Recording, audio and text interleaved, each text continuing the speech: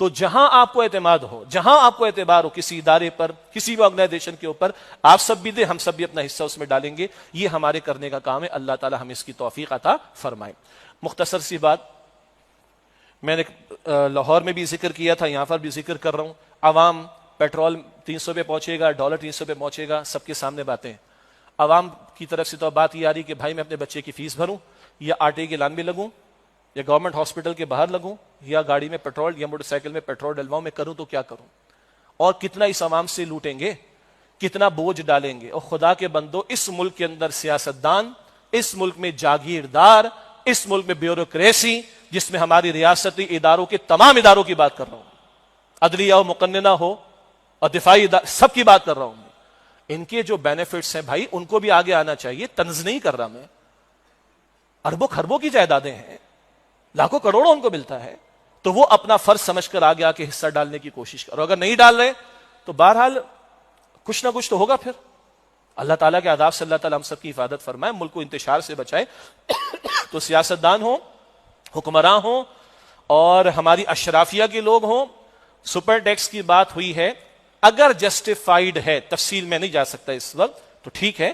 اور یہ کیننس of taxation ہم پڑھتے رہے الفریڈ مارشل کی اکنامکس کے اندر. یہ تو سیدنا عمر سیدنا علی کے رولز رضی اللہ تعالی عنہما کہ جس کی جو کیپیسٹی ہے اس کے مطابق اس سے حاصل کیا جائے. اور آج تو ایمرجنسی ہے. میں ایسے ریاستی اہلکاروں کے اداروں کو جانتا ہوں کہ جہاں پر سردیوں میں بھی اے سی چل رہا ہوتا ہے، کوئی ایشو نہیں. ایک ریاستی اہلکار، اس کا اتنا بڑا بنگلہ، 400 ملازمین وہاں پر، اور شوہر بیوی وہاں پر رہتے ہیں. میں خود دیکھ کر آیا ہوں، دیکھا ہے میں نے. ایک چیف منسٹر ہاؤس کے اندر ایک جمعے کے اندر ایک مطلب موقع ملا ہی کراچی کے اندر، کس کے دور میں چھوڑ دیجئے، 50 ڈشیں چل رہی وہاں پر، 3 قسم کے وہاں پر مینیوز لگے، 3 قسم کی گیدرنگز ہو رہی ہیں کھانے کی. یہ اے گریڈ ہے، یہ بی گریڈ ہے، یہ سی گریڈ ہے. What is this nonsense? قوم کے پاس آٹے کی لائن ہے. بعض لوگ نئی گاڑیاں 7-8 کروڑ والی 2022 میں ٹینشن کہ 2023 کا پہلے مجھے ملے گا، میرے فلاں کو ملے گا، ایک ادھر دوڑ لگی ہوئی ہے. ریٹائرمنٹ کے بعد جو بعض لوگوں کے پرکس اور بینیفٹس ہیں، کتنے علاقوں کے گھرانے چل جائیں اس کے اندر، تو بھائی ان سے وصول کیا جائے نا. ان کو بھی آگے آنا چاہیے والنٹری بیسس پر، ورنہ بھارت ان سے وصول کیا جائے. قوم کو کتنا دبائیں گے، کتنا ماریں گے، قوم کو ذبح کریں گے کیا. اور آخری بات، ڈیفالٹ بڑا ڈرایا جا رہا ہے ہمیں. تو بھائی ڈیفالٹ کس چیز کا نام ہے؟ فورن ریزرو نہ ہونے کے برابر ہے. پیمنٹس ہم کر نہیں سکتے، ترقیاتی بجٹ انہوں نے ہمارا کم کر دیا، کنٹینرز ہم چھڑا نہیں سکتے اپنی پورٹ سے. اور کس چیز کا نام ڈیفالٹ ہے؟ ری پیمنٹ کے لیے پیسہ ہمارے پاس، تو کس چیز کا نام ڈیفالٹ ہے؟ اور بچا کیا ہے؟ اور یاد رکھیے، وہی اللہ اس کے رسول سے جنگ کی وجہ سے ہے. اللہ اور اس کے رسول سے جنگ ہمارے تمام سول حکمراں اور ملٹری والے حکمراں کسی نے سنجیدگی سے ختم کرنے کی کوشش نہیں کی. یہ آج مصیبت اسی کی وجہ سے. ختم کرو اللہ اس کے رسول سے جنگ صلی اللہ علیہ وسلم، اور ایمان کی طرف آؤ، اور آنکھوں میں آنکھیں ڈال کر بات کرو. نہیں دیتے تمہیں، مجھے پتا ہے آپ کہیں گے کیا بے وقوفی کی بات ہے. تو باقی ساری جو ہم باتیں کر رہے ہیں آج تک، وہ بڑی عقل مندی کی باتیں، انٹلیکچولی باتیں ہیں. اس قوم کے اندر دودھ کی نہریں بہ گئی، آپ کے میرے بچوں کے منہ میں سونے کا نوالا آ گیا.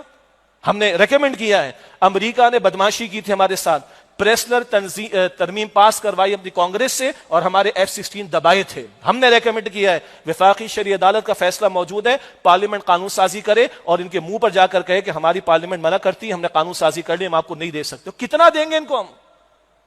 اور ڈیفالٹ کرنے کے بعد ہی ہمیں ہوش ٹھکانے آئیں گے، اور پھر ہم اپنے پیروں پر کھڑا ہونے کی بات کریں گے، اللہ پر توکل کرتے ہوئے، اس سے کم پر نہیں. جب تک یہ نہیں ہوگا، ہم واقعتاً کوئی ہمت، کوئی کریج ہمارے اندر پیدا نہیں ہوگی. اس سے کم تر پر معاملات سدھرنے والے نہیں. آج کہہ رہے پیٹرول بڑھاؤ، ڈالر بڑھاؤ، کل کہیں گے اسرائیل کو تسلیم کرو، پرسوں کہیں گے ناموس رسالت کا قانون ختم کرو، پھر کہیں گے کہ قادیانیوں کو تم نے کافر قرار دیا، ختم کرو، اور آخر میں کیا کہیں گے؟ اپنے نیوکس ہمارے حوالے کرو، اپنے ایٹمی ہتھیار ہمارے حوالے کرو. یوکرائن نے کیے تھے 1700 ہتھیار حوالے USSR رشیا کے. آج یوکرائن کا حال کیا ہے؟ آخر میں ہم سے یہ مانگیں کہ تو بچے گا کہ آپ کے پاس، میرے پاس. تو ہماری بالکل سوچی سمجھی رائے ہے کہ، اور یہ اچھے بھلے لوگوں کی طرف سے بھی آئیے، کرو نا ڈیفالٹ. اور کس چیز کا نام ہے؟ کر تو چکے ہیں انفیکٹ پریکٹیکلی. اللہ تعالی ہمارے حال پر رحم فرمائے، ہمیں سچی توبہ کی اور اللہ کی طرف رجوع کی توفیق عطا فرمائے. وآخر دعوانا الحمدللہ رب العالمین.